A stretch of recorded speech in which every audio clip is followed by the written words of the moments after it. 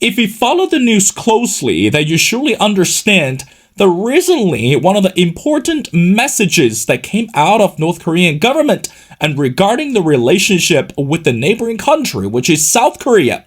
Now, under the current leader of North Korea, Kim Jong-un officially abandoned this unification goal with the South Korea. Now, what does that mean to the international community?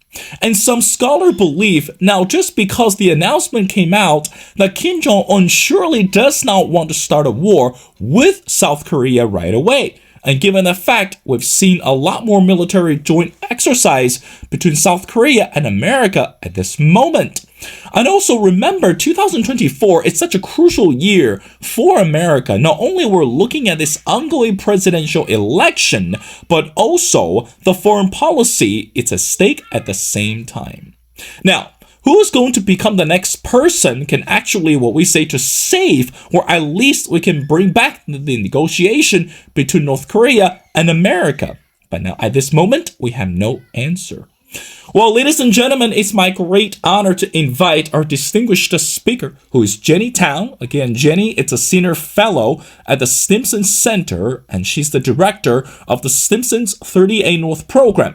Her expertise in North Korea, U.S. DPRK relations, and U.S. ROK alliance, and Northeast Asia regional security. Well, Jenny, and welcome back to The Missing Piece. Thanks, Will. It's always good to be here. Well, Jenny, let's get started right away. As I mentioned in the intro, recently one important message that came out of the North Korean government that North Korean government officially denounces the neighboring country South Korea as an enemy state and also completely abandoned this unification goal. As I mentioned before, some scholars believe that so far we do not have any evidence that Kim Jong-un wants to start a war and based on the message. But you're the expert. What should we make of the message regarding this abandonment of the unification, and also why now? Well, I think we need to be a little bit careful. In the rhetoric that Kim Jong-un has used, he didn't actually abandon reunification as a goal. He abandoned the principles of peaceful reunification. And I think that's important, that there's still a kind of long-term vision for unification. But the idea that it's going to come about peacefully, that there's a reason to maintain this special status of the relationship that his grandfather, Kim Il-sung, actually established the principles for, that's gone. And that really shows the gravity of the situation, because I know there's a lot of people that are like, is this just temporary? Is it just a political ploy? But no, for him to actually criticize his grandfather, the founder of the North Korean states, the deity that, is built up, that Kim Il-sung is built up to be, this is a very big move, both for Kim Jong-un's own personal legacy, political legacy, as well as for the relationship itself. And so, being able to treat South Korea as a separate state and move forward in that direction, I don't think we fully know the full ramification of what that means. But it does, signal the idea that, first of all, that the North Koreans don't, see a reason to maintain a special status. And I think, in 2018, 19, when President Moon in South Korea was so forward-leaning on North Korea and wanted to do so much, but was unable to move forward, I think it really just reinforced, perceptions in Pyongyang that, that South Korea can't do anything without the international community's backing, and therefore why maintain that, a special status if there isn't some reason and some benefit to doing so. Well, but Jenny, let's take this question one step further. Now, this year on January the 15th, Kim Jong-un made a speech to the Supreme People's Assembly. According to the reliable source, that Kim vowed to rewrite the North Korean constitution that labeled the government in Seoul as his country's primary foe, and he called for the destruction of various symbols of Korean cooperation, including an unused cross-border rail line and a massive 9-story monument to the goal of Korean unification that his father constructed in Pyongyang. Now, again, understand that right now, it's unclear regarding the next step that based on this announcement. But meanwhile, again, just look at the rhetoric, Jenny, you're the expert. They try to vow to rewrite the North Korean constitution and label the government in Seoul as the country's primary foe. What changed? I remember last time you and I, we had the conversation, we focused on the relationship between North Korea and Russia. And also we talk about this ongoing military exercise between South Korea and the US. But I wouldn't say things were better back in the days, but it seems like within a couple months, or even just say after the new year, things changed. He was going to rewrite the constitution, and he announced that the Seoul as the country's primary foe. What do we make of that? Again, what changed? Well, this change it wasn't necessarily just in the last couple of months. There has not been good inter-Korean relations since 2019. And again, a lot of that was a lot of overcommitment from the Moon administration as to what South Korea was willing to do, what it thought it could do. And, the disappointment and the disillusionment on the North Korean side when it didn't happen was substantial.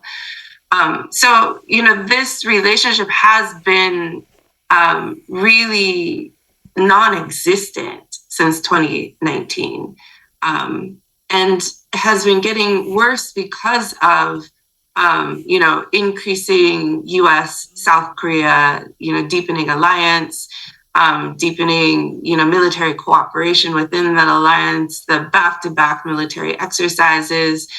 And I think there is sort of a recognition where if South Korea cannot move forward on an inter-Korean agenda, independent from the international community, and the rhetoric that comes out of South Korea does also talk about North Korea in a very hostile way, why maintain the facade, right?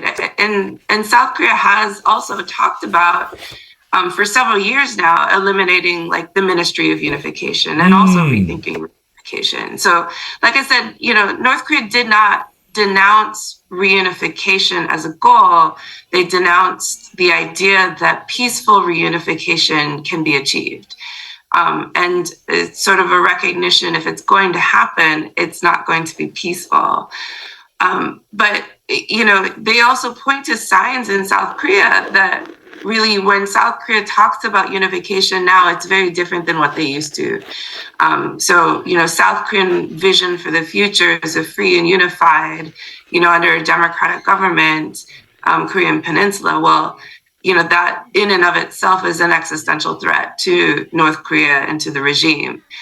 So I think there's a lot of, all of this has been brewing for quite several years, actually. And I think there's right now what you're seeing in North Korea is continuation of a really fundamental shift in their foreign policy and their worldview that we've been seeing really manifest itself in the past couple of years, again, after the disillusionment of 2019. So a lot of de-risking, a lot of really shifting its foreign policy towards more sympathetic states, some, real kind of, there's a certain sense of beating South Korea to the punch as well, instead of allowing South Korea to control the narrative on, reunification and whether or not this special status could be achieved. The North Koreans are saying, hey, if there's no reason to preserve this, we're not going to preserve it. So, Jenny, again, we are in the year of 2024. When we talk about this unification plan, What does that include, by the way? I mean, again, you emphasize many times it's different, right? I mean, it's not that what Kim Jong-un's father or, even all those predecessors had minded before, but specifically for the current North Korean government and perhaps even for the South Korean government, what does that mean when we try to define the unification plan between the two countries, or even perhaps from the perspective of the North Korean government? What is that, by the way? Well, it's worth remembering in 2000, the two Koreas signed a joint vision for unification. And at that time, it was one country, two governments. It was a confederation. When both Koreas talk about reunification over the past several years, the North Koreans have stuck to that notion of one country, two governments that was, and often refer back to that 2000 agreement when they talk about reunification. But the South Koreans don't.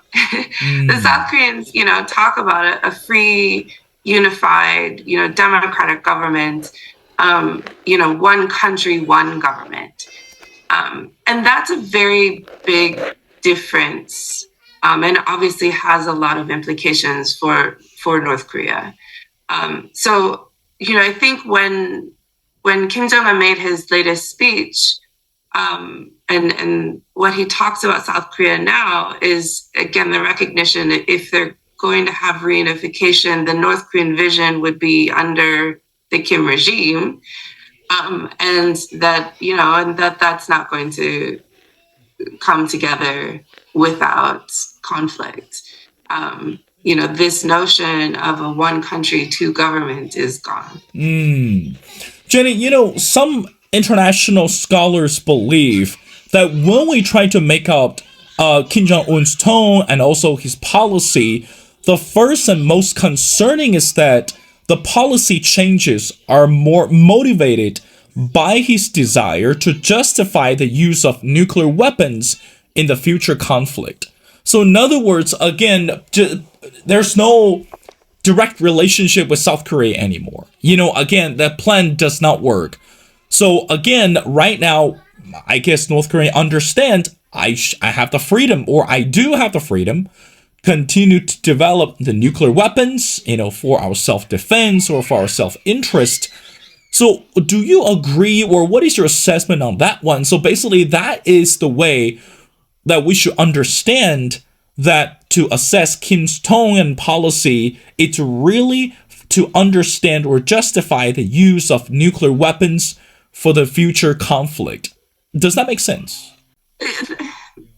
I'm not sure. There was no stipulation in any of North Korea's documents in their nuclear law that specified some special status for South Korea being free from the threat of North Korean nuclear weapons. This notion that there is a bit of, in the new rhetoric, saying, for instance, that they no longer consider South Korean kin, and upholding the idea of one Korean nation. But when North Korea talks about its nuclear weapons program, its target has always been South Korea first, and U.S. now since 2017, the ability to have ICBMs to be able to threaten the U.S. also. But the original target has always been South Korea, and has always been in the context of, preventing an attack, or, being able to prevail in an inter-Korean conflict. So I'm not sure that is necessarily the reason why they're doing this now. Like I said, I think there's a greater recognition here that there isn't really the foundation there isn't really a real reason to maintain that special status. Again, if South Korea can't move forward independently on an inter-Korean agenda. Jenny, let's keep on with our conversation. Now, lately, another report came out that, again, scholars to suspect that Kim Jong-un pledged to put 3 new spy satellites into orbit in order to monitor alleged threats from South Korea and the United States. I mean, again, we mentioned the joint effort between South Korea and United States many times, and it's not just a military cooperation, it's really this mutual trust and also this mutual benefit for the two countries. Now, Jenny, what is your assessment to say that North Korean government pledged to put 3 new spy satellites in order to monitor the threat from South Korea and the United States? Number one, is North Korea capable to do that? And number two, what does that signify to the U.S. at this moment? Certainly they're capable of doing it. If they've gotten 1 up, they can put 3 more up. They can build, these satellites. And certainly this is an area that they have indicated, that the Russians have indicated that they're willing to help with, right? So to help improve the satellites, help improve the satellite launch vehicles. And that was, one of the clear messages coming out of the Kim-Putin summit last year. And we should remember that the idea that North Korea, the idea of North Korean, reconnaissance satellites, that itself is not sanctioned activity. It is the launch itself that's the sanctioned activity. And so the use of satellite launch vehicles to launch the satellites into orbit, that is the activity that's actually prohibited under UN Security Council resolutions because of the performance diagnostics it can have a military application as well for their ballistic missiles. I think on some level, it's not necessarily a bad thing for North Korea to have better intelligence. And this was, one of the concerns that we had when North Korea announced its nuclear law last year. And the idea that there was, or back in 2022, is, they have 5 conditions under which they would consider nuclear use, 3 of which are preemptive and perception-based. And the question was always, well, how are they getting information? How accurate is that information? How robust is their ability to gather information that would give them, are they perceiving things right? If they're based solely on humans, if they're basically, on human intelligence or signals intelligence, and, if they're, if they can add one more component to that would help them see a more accurate picture, hopefully, or at least give them different points of information to consider, I think that's not a bad thing. South Korea obviously is also trying to improve its surveillance capabilities, but, doesn't launch its own satellites. And so a lot of, almost every country has reconnaissance satellites in the air, but very few countries actually have the ability to launch them themselves. Jenny, one more question before we talk about the U.S. Let's put ourselves in the shoes of South Korea. I mean, again, you mentioned over and over again that the tone of the voices and also this political rhetoric come out of the South Korean government are completely different. So in other words, very harsh, extremely critical towards North Korean government. Now, this question might be silly, but I hate to use the word insecurity. I mean, too often we tend to say, economically speaking, or even from this political aspect, that North Korea might not be at the advantage. But right now, we're seeing how the table has turned. Can we say, is it even safe to say that South Korea appear to be more insecure when it comes to North Korea? So that's why it's saying, hey, I know there's a bear. I keep on poking the bear, but it's not because I'm interested. I just want to make sure the bear understands I got something much bigger behind me, and I need to send the message stronger because the bear is not going anywhere. So I just need to make sure if I look vulnerable, if I look fearful, I will be wiped out immediately. So does that make sense? So again, which side is more insecure at this moment? And is that really South Korean perspective, or is it really to say, hey, we are standing firm with the U.S. and don't you dare to tread on us? What do you say to that? I do think there's insecurity on both sides of the DMZ. Even though, South Korea has, a more, a better conventional army. It might be a smaller conventional army than what North Korea has, but it's better. It's, technologically better. The equipment that they have is better. The resources that they have are better, even if they have a smaller army. And plus, the U.S. presence there, 28,500 troops, permanent troops, U.S. troops on the ground in South Korea, a real commitment, a real demonstration of the commitment that the U.S. has to our mutual defense treaty, to our alliance. I think sometimes in the U.S. we sort of baffle over why the South Koreans do tend to be as insecure as they are. But it's real. And I think especially after Russia's invasion of Ukraine, this really has heightened anxieties in East Asia, both in South Korea and Japan, but especially in South Korea, of what could happen, right? Could North Korea decide that it also, wanted to start a war? We have a sort of a conflict-prone geopolitical environment at the moment. Not only did that happen, but it came, close around the same time, or not around the same time, but like not long after, the U.S. withdrew from Afghanistan. And so certainly, again, like the arrangement and the relationship that U.S. has with Afghanistan is very different than what we have with South Korea, but it still plays at the possibility. Especially, every few years, Trump had certainly talked about withdrawing troops from South Korea, but he wasn't the first U.S. president to do so. There's been at least 2 or 3 other occasions in history where the U.S. has wanted to withdraw troops, or at least, drastically draw down troops on the Korean Peninsula.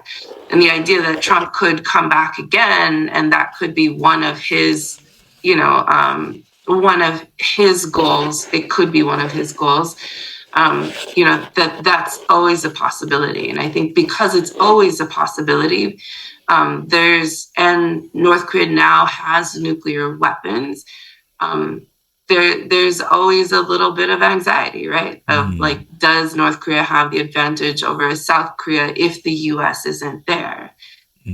And especially now with North Korea having the ability to hold the U.S. also under a nuclear threat, and the idea of if there's conflict already ongoing in the region, if there's a multi-front conflict, I think there's a lot of questions of, how does the U.S. respond if something happens on the Korean Peninsula? Certainly we have troops there, conventional troops there, but is there a way that the U.S. can be prevented from, the kind of robust response that would happen if there wasn't, other conflict going on in the world, sort of thing. There is definitely insecurity on both sides. And now we're stuck in this kind of escalation spiral where one side will do something, the other side will have, muscular responses because neither side wants to look like it can be intimidated.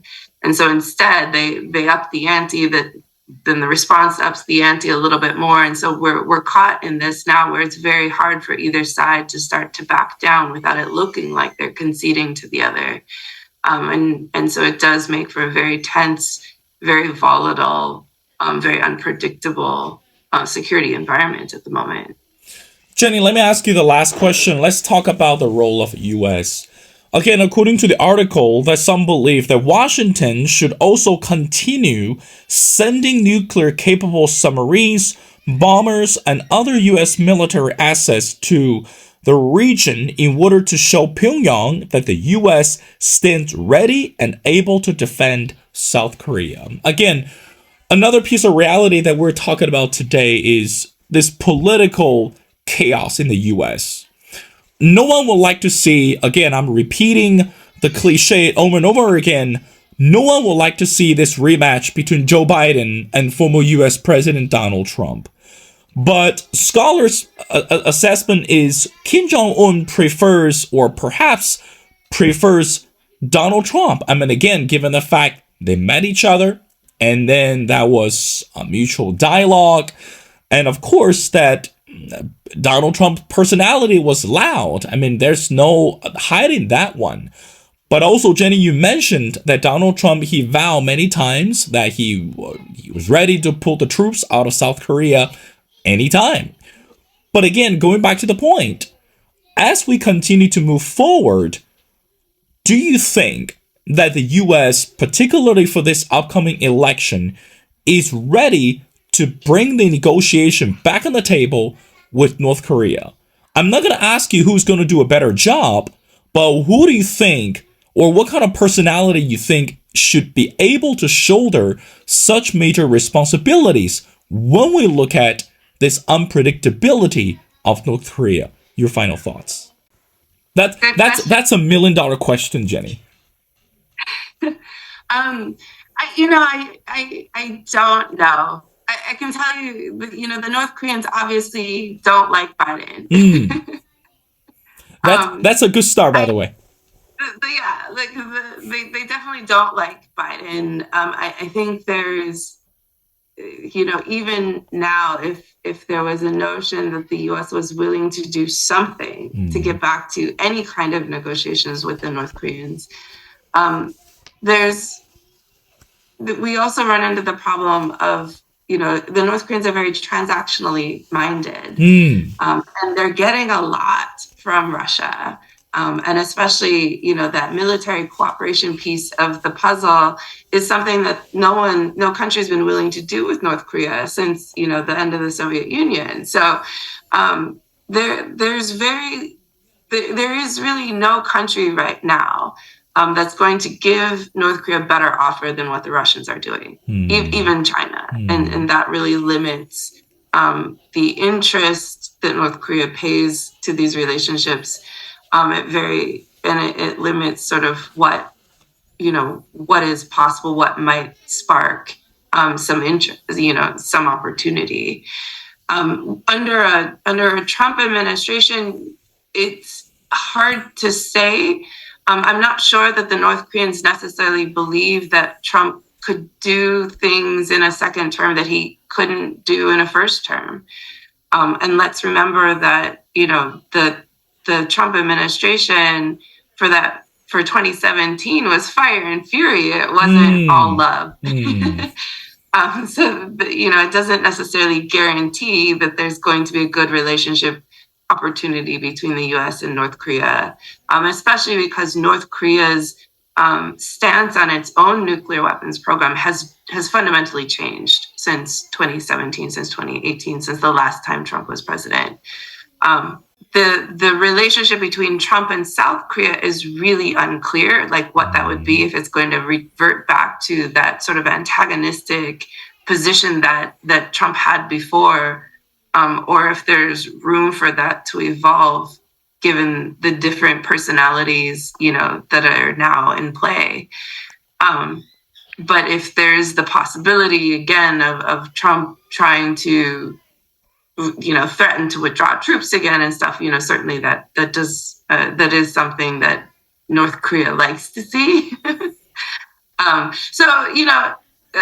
whether that translates into a coherent strategy, or something that's actually that can be operationalized, whether the North Koreans would be open to any kind of negotiations with the U.S. under either president is really unclear.